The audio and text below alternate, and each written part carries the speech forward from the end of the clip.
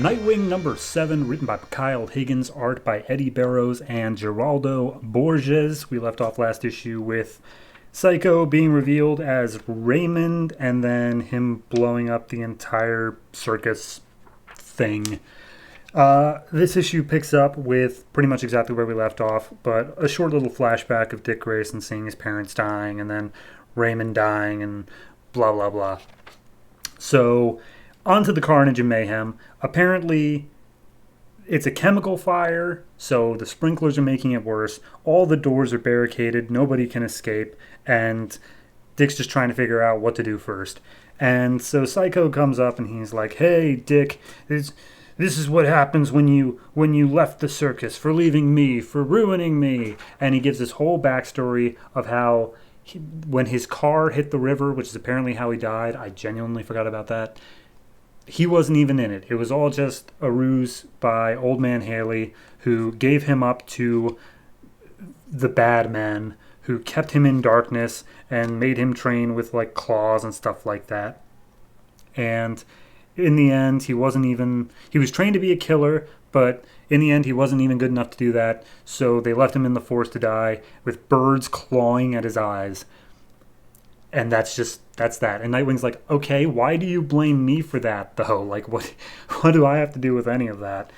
And as he's fighting them, Nightwing realizes, okay, these fires, they're made of magnesium. Magnesium, water can't put out, but sand can. There's a whole bunch of sand in the catacombs underneath Gotham on which this circus is pretty much built.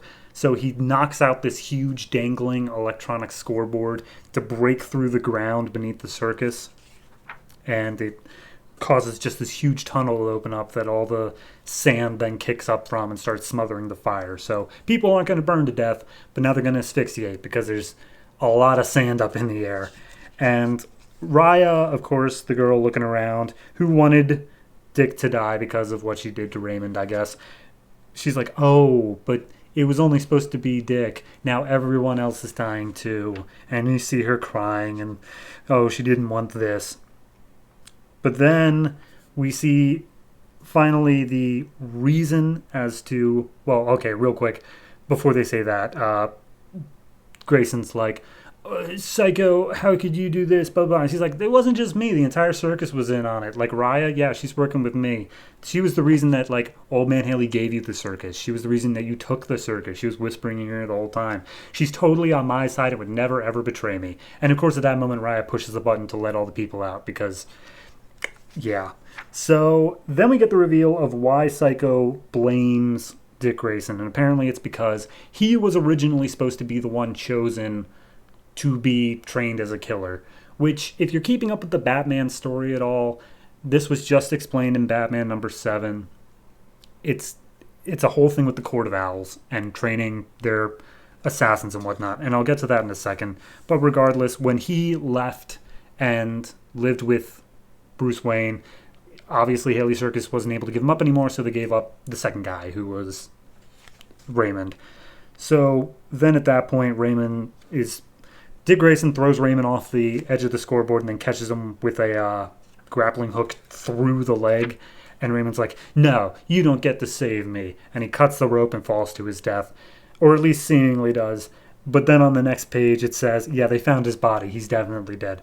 So Dick changed in civilian gear. Raya's being arrested because she just straight up admitted to being an accomplice to all of it. And as she's being walked out, she shoots Dick Grayson just the most hateful of glances, and then that's pretty much it. Then we cut over to Wayne Manor, and this is basically just a slimmed down version of this long ass conversation that happened in Batman number 7 this week. So just to give you the points that even Bruce says that Dick says that he was ignoring because he was so caught up on everything that happened earlier, he's only partially listening. Court of Owls, they have assassins named Talons. Haley Circus was giving them up to the Court of Owls constantly to be trained. The acrobatics really helped be an assassin. That book of names that Dick found in the center ring, that was the name of all the people who had been given up to the Court of Owls. So there's a guy here that was a Talon whose name was William Cobb, and he is Dick Grayson's great-grandfather. And Dick gets really pissed off that Batman didn't tell him any of this stuff sooner. And then Batman backhands him, knocks out one of his teeth.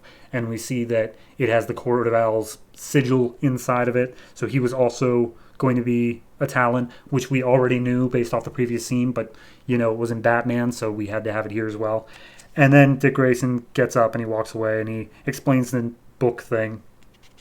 And then he goes on this little monologue here that doesn't really seem to like matter to anything that we just got revealed to us, but it's the end of the arc, so he has to have something to say. But he's basically just saying like, oh, your past is, you know, something that can shape you, but it doesn't define you, and blah blah blah.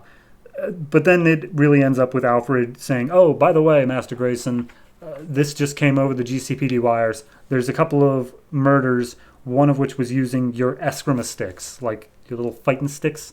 One was at the scene, and so they think you did it. And he's like, thanks, Alfred. That's going to be a job for me in the next arc. Nightwing. All right. So, fine.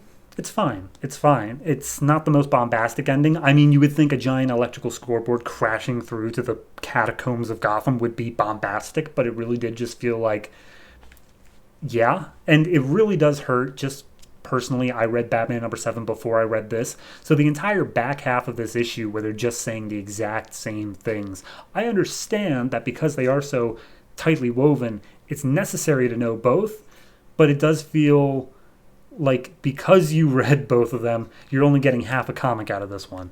So, yeah, it's just a bit iffy. Next week we pick up with a tie-in to the Night of the Owls storyline, so look out for that. But for this particular issue, I'm going to give it like a... I just want to say like a 6.5, and really what that all comes down to is the fact that this arc kind of felt really unfocused the entire time.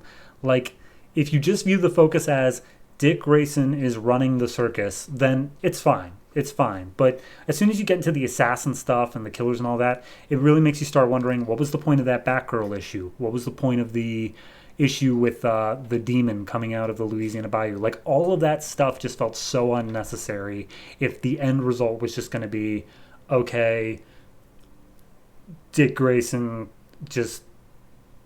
one of the previous guys was pissed at him because of something outside his control. I don't know. It just felt unnecessary. So yeah, I'm giving this one a 6. But it's not the independent issue's fault. It's because of the setup from prior issues. So yeah, look out for next week with tie-in to the big crossover event.